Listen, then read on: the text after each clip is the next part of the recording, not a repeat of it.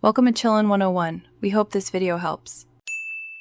You start by confirming the Airtel SIM is active and your plan supports 4G. This matters because network access depends on profile. Once done, restart the phone and cycle airplane mode to force a network reattach, which often clears transient issues. Make sure you enable 4G/LTE and VO LTE in network settings so the handset uses the best available radio. At the same time, move to a higher or unobstructed spot.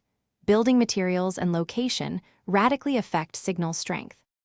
Now you dive into detailed settings.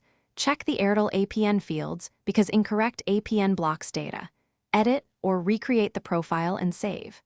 Then set preferred network to LTE/3G/2G auto so the device negotiates the best RAT.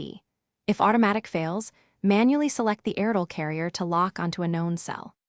Also swap SIMs between phones to determine whether the issue is with your device, the SIM, or the network. This isolation tells you the correct path to fix it.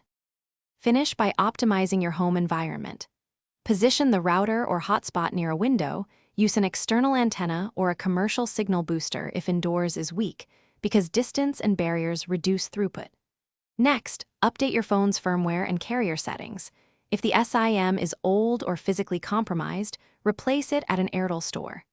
If problems persist, run speed tests and note cell ID and exact timestamps. Then contact Airtel support so they can escalate with those diagnostics. If no signal, also test with another provider to confirm coverage. Thanks for watching. Consider subscribing if we helped you.